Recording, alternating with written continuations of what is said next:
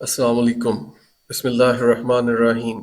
الصلاۃ والسلام علیکہ یا رسول اللہ وعلی آلہ وصحبہ یا حبیب اللہ۔ برِ صغیر میں اسلامی تہذیب روحانی قیادت اور علماء کرام کی قربانیوں سے روشن۔ اگر نظریہ کمزور ہو جائے تو قوم بے سمت ہو جاتی، اور اگر یہ نظریہ زندہ رہے تو قوم تاریخ بدل دیتی۔ 19ویں اور 20ویں صدی کا برِ صغیر، جہاں مسلمان ہر طرف دباؤ کا شکار تھے، انگریزوں کی حکمرانی، ہندو انتہا پسندی اور اسلامی تشخص کے مٹنے کا خطرہ، مگر ایسے میں امید کا چراغ جلانے کے لیے صوفیہ کرام اور علماء میدان میں آئے۔ جب برطانوی سامراج نے برِ صغیر پر قبضہ کیا، حضرت شاہ ولی اللہ کے جانشین شاہ عبدالعزیز نے بلند آواز میں فتویٰ دیا، یہ سرزمین دارالحرب بن چکی ہے۔ یہ اعلان مسلمانوں کو غلامی کی زنجیریں توڑنے کا پیغام دے رہا تھا۔ آج اس ویڈیو میں ہم جانیں گے کہ پاکستان کیا صرف ایک سیاسی تحریک تھی یا کوئی اور طاقت بھی تھی جو اس سیاسی تحریک کو مضبوط اور مستحکم کر رہی تھی، اور یہ بھی کہ کیا قائد اعظم پاکستان کو ایک سیکولر ریاست بنانا چاہتے تھے یا ایک اسلامی نظریاتی مملکت۔ میں ہوں منیب احمد خان، ویڈیو کے آخر تک ہمارے ساتھ رہیے۔ پاکستان کی نظریاتی بنیاد ایک قوم کی روح کی مانند ہے۔ اگر یہ نظریہ کمزور ہو جائے تو قوم جمود اور زوال کا شکار ہو سکتی ہے۔ پاکستان کی تحریک محض ایک سیاسی جدوجہد نہیں تھی، یہ ایمان، روحانیت اور صدیوں سے جاری بزرگوں، صوفیوں، علماء کرام اور مشائخ اعظام کی کاوشوں پر مبنی تھی۔ ان مذہبی اور روحانی رہنماؤں نے لاکھوں مسلمانوں کو ایک آزاد مسلم شناخت کے قیام کے لیے متحرک کیا، لیکن انہوں نے پاکستان تحریک پر کیا اثرات مرتب کیے، آئیے جانتے ہیں۔ برطانوی دور حکومت میں ہندوستان کے مسلمان سخت سیاسی، معاشی اور سماجی ناانصافیوں کا شکار تھے۔ ان کی مذہبی اور ثقافتی شناخت خطرے میں تھی۔ ہندو انتہا پسندی، برطانوی پالیسیوں اور بڑھتی ہوئی خلیج نے واضح کر دیا کہ مسلمانوں کے لیے ایک علیحدہ وطن ضروری ہے۔ صوفی بزرگ اور علماء کرام پاکستان کی تحریک کے باضابطہ آغاز سے پہلے ہی مسلمانوں کی وحدت پر زور دے رہے تھے۔ برِ صغیر میں صوفی بزرگوں کی تبلیغی کاوشوں نے اس نظریاتی جدوجہد کی بنیاد پہلے ہی رکھ دی تھی۔ جب قائد اعظم محمد علی جناح نے آزادی کی تحریک کو منظم کیا تو مسلمانوں کی روحانی اور علمی قیادت نے پاکستان کے قیام کو ناگزیر سمجھا تھا تاکہ اسلامی تشخص کو محفوظ رکھا جا سکے۔ دینی علماء نے پاکستان مخالف پروپیگنڈے کا بھرپور مقابلہ کیا۔ بہت سے علماء نے کانگریس کے اس نظریے کی مخالفت کی کہ ہندوستان ایک متحد ملک رہے۔ پاکستان کے قیام کے حق میں فتوے جاری کیے گئے جس میں علیحدہ مسلم وطن کی ضرورت کو اجاگر کیا گیا۔ صوفی مشائخ اور ان کے مریدین نے سیاسی مہمات، احتجاج اور ریفرنڈم میں بڑھ چڑھ کر حصہ لیا تاکہ پاکستان تحریک کی کامیابی یقینی بنائی جا سکے۔ اب ہم کچھ اہم شخصیات کے بارے میں جاننے کی کوشش کرتے ہیں۔ سب سے پہلے ہم علامہ شبیر احمد عثمانی رحمۃ اللہ علیہ کے بارے میں جانتے ہیں۔ 1946 میں جمعیت علماء اسلام انہوں نے قائم کی اور مسلم لیگ کا ساتھ دیا۔ NWFP جو موجودہ خیبر پختونخوا کہا جاتا ہے، اس کے ریفرنڈم میں قائد اعظم کے ہمراہ گئے اور عوام کو پاکستان کے حق میں ووٹ ڈالنے پر قائل کیا۔ اسی طرح دوسرا بڑا نام ہے پیر جماعت علی شاہ، جو کہ قائد اعظم کے زبردست حامی تھے اور مسلم لیگ کو مسلمانوں کی واحد نمائندہ جماعت قرار دیا کرتے تھے۔ ایک اور عظیم بزرگ ہستی ہے پیر محمد امین مارکی شریف والے۔ 1945 میں صوفی علماء کو متحرک کیا انہوں نے اور خیبر پختونخوا میں مسلم لیگ کو مضبوط کیا۔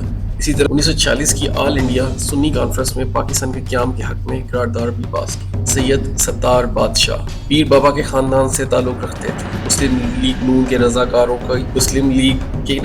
کی مالی مدد کی اور امدادی سرگرمیاں شروع کر دی۔ ایک اور عظیم ہستی ہیں خواجہ حسن نظامی دہلوی۔ انہوں نے اپنی تحریروں اور تقریروں سے کانگریس کے پروپیگنڈے کا بھرپور منہ توڑ جواب دیا۔ یہ اور دیگر کئی صوفی بزرگ پاکستان کے قیام میں اہم ستون ثابت ہوئے، جنہوں نے یہ واضح کر دیا کہ پاکستان محض ایک سیاسی خواب نہیں بلکہ ایک نظریاتی حقیقت ہے۔ پاکستان کی بنیاد کلمہ طیبہ پر رکھی گئی تھی اور یہ عقیدہ صدیوں سے صوفی بزرگوں اور مشائخ اعظام کی تعلیمات کے ذریعہ ہی پروان چڑھا تھا۔ انہوں نے اتحاد، ایمان اور استقامت پر زور دیا، جس نے مسلمانوں کو علیحدہ ملک کے قیام کے لیے متحرک کرنے میں کلیدی کردار ادا کیا۔ مسلم لیگ کی کامیابی میں ان روحانی رہنماؤں کی حمایت اور ان کے لاکھوں مریدین کی شمولیت کا ایک بہت بڑا کردار ہے۔ پاکستان کا قیام محض زمین کے ایک ٹکڑے کے حصول کے لیے نہیں تھا، یہ ایک طرز زندگی، عقیدے اور علیحدہ اسلامی شناخت کے تحفظ کے لیے تھا۔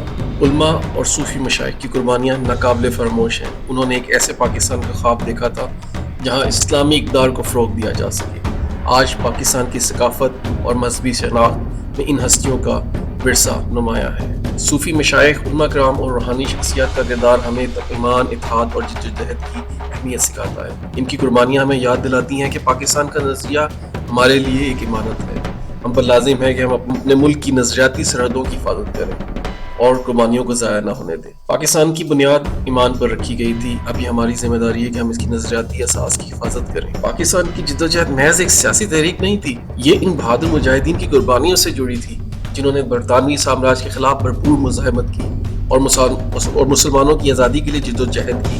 ان کی انتک کاوشوں نے برطانوی حکومت کو کمزور کیا اور بالآخر انہیں برصغیر تقسیم پر مجبور کیا۔ شاہ ولی اللہ کی تجدیدی تحریک نے برطانوی استعمار کے خلاف فکری بنیاد فراہم کی۔ ان کے نظریات نے بعد میں آنے والے مجاہدین جیسے سید احمد شہید بریلوی اور شاہ اسماعیل شہید رحمۃ اللہ علیہ کو متاثر کیا، جنہوں نے 19ویں صدی کے اوائل میں برطانوی حمایت یافتہ سکھ حکومت کے خلاف جہاد کیا۔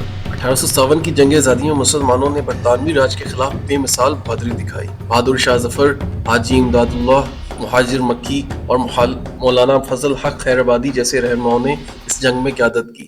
اگرچہ جنگ ناکام ہوئی، لیکن اس نے برطانوی حکومت کے خلاف مسلمانوں میں بغاوت کے جذبات کو مزید بھڑکا دیا۔ برطانوی حکومت نے مسلمانوں کی زمینیں، کاروبار اور سیاسی اختیارات چھین کر انہیں کمزور کرنے کی کوشش کی۔ اس کے جواب میں شاہ عبدالعزیز نے ہندوستان کو دارالحرب قرار دے دیا اور مسلمانوں کو مزاحمت پر ابھارا۔ اسی طرح ایک بہت مشہور تحریک تھی مولانا محمد حسن اور ریشمی رومال تحریک 1916، جس نے ترکی اور افغانستان سے مدد لے کر مسلح جدوجہد کا منصوبہ بنایا۔ اس پر انہیں گرفتار کر لیا گیا۔ کہا جاتا ہے کہ ان کی جو یہ پلاننگ تھی، یہ سیکریسی تھی، وہ کسی وجہ سے ایکسپوز ہو گئی تھی، جس پر یہ لوگ گرفتار ہو گئے۔ اسی طرح تحریک خلافت 1919 سے 24 تک، جس میں قیادت مولانا محمد علی جوہر اور شوکت علی نے کی، مسلمانوں کو برطانوی حکومت کے خلاف ان لوگوں نے متحرک کیا۔ یہ تمام قربانیاں پاکستان کے قیام کی بنیاد بنی، جسے آزادی کے متوالوں نے اپنے خون سے سینچا۔ برطانوی سلطنت کو 1916 میں پہلے جنگ عظیم میں شدید نقصان اٹھانا پڑا۔ اگرچہ وہ اتحادیوں کے ساتھ جنگ جیت تو گئے، لیکن جنگ کی تباہ کاریوں نے برطانیہ کو معاشی، سیاسی اور فوجی طور پر کمزور کر دیا۔ اس کمزوری نے برصغیر سمیت ان نو آبادیات پر بھی گہرا اثر ڈالا۔ اسی دوران برصغیر میں مسلمانوں کی مزاحمتی تحریکیں زور پکڑتی گئیں۔ ریشمی رومال تحریک اور دیگر آزادی کی تحریکوں نے برطانوی حکمرانوں کے لیے مشکلات کھڑی کر دی۔ مولانا محمود حسن، مولانا محمد علی جوہر، مولانا عبید اللہ سندھی جیسے رہنماؤں نے مسلح اور سیاسی جدوجہد کے ذریعے برطانیہ کو چیلنج کیا۔ برطانوی راج کو اس حقیقت کا احساس ہو گیا کہ وہ مسلمان اور ہندوؤں کو مزید قابو نہیں رکھ سکتے۔ 1940 کی دہائی میں دوسری جنگ عظیم کے دوران جب برطانیہ مزید کمزور ہوا تو آزادی کی جدوجہد مزید تیز ہو گئی، جس نے برطانوی حکومت کو 1947 میں برصغیر چھوڑنے پر مجبور کر دیا۔ یہ کہنا کہ قائد اعظم محمد علی جناح نے پاکستان کو ایک سیکولر ریاست بنانے کے لیے بنایا تھا، تاریخی حقائق اور خود ان کے بیانات کے خلاف ہے۔ اگر پاکستان کا مقصد محض ایک سیکولر ریاست کا قیام ہوتا تو صوفی بزرگ، علماء اور مذہبی رہنما تحریک پاکستان میں فعال کردار کیوں ادا کرتے ہیں؟ تحریک پاکستان میں علماء اور صوفیہ کرام کی بھرپور شرکت اس بات کا واضح ثبوت ہے کہ پاکستان کو ایک اسلامی ریاست کے طور پر قائم کرنا مقصود تھا، نہ کہ سیکولر ریاست کے طور پر۔ قائد اعظم نے واضح طور پر کہا کہ پاکستان کا نظام وہ خلافت راشدہ کی بنیاد پر قائم کیا جائے گا۔ اسلام کے نبی محمد صلی اللہ علیہ وآلہ وسلم نے جمہوریت کی بنیاد رکھی۔ خلافت 30 سال تک حقیقی اسلامی اصولوں پر قائم رہی۔ پاکستان بھی اسی جمہوریت اور اسلامی سوشلسٹ بنیاد پر قائم ہوگا، جو مساوات اور بھائی چارے پر زور دیتی ہے۔ اسلام اور اس کی آئیڈیالوجی ہمیں جمہوریت سکھاتی ہے۔ اسلام نے مساوات، انصاف اور دیانتداری کی اعلیٰ اقدار سکھائی ہیں۔ کیا کسی کو جمہوریت، مساوات، آزادی اور انصاف سے خوفزدہ ہونے کی کوئی وجہ ہے؟ قرآن ہماری رہنمائی کے لیے ہے۔ پاکستان کا آئین اسلامی تعلیمات اور اصولوں پر مبنی ہوگا۔ اسی طرح ایک اور جگہ قائد اعظم رحمۃ اللہ نے فرمایا، میں ان لوگوں کی سازش اور پروپیگنڈے کو نہیں سمجھ سکتا جو یہ کہنا چاہتے ہیں کہ پاکستان کا آئین شریعت پر مبنی نہیں ہوگا۔ اسلام محض عبادات، روایات اور روحانی تعلیمات کا مجموعہ نہیں، بلکہ یہ زندگی کے ہر شعبے کو منظم کرنے والا مکمل ضابطہ حیات ہے، چاہے وہ اجتماعی ہو یا انفرادی۔ صوفی سلسلے، چشتیہ، نقشبندیہ، قادریہ، سہروردیہ وغیرہ پاکستان کو اسلامی اقدار، ثقافت اور شریعت کے تحفظ کا ذریعہ سمجھتے تھے۔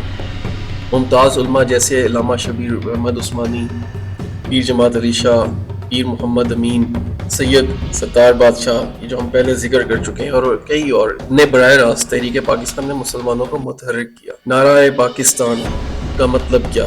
لا الہ الا اللہ علماء کی تحریک سے ابھرا اور عوام میں مقبول ہوا۔ قائد اعظم کی نظر میں پاکستان کی بنیاد اسلامی اصولوں پر تھی، نہ کہ سیکولرزم پر۔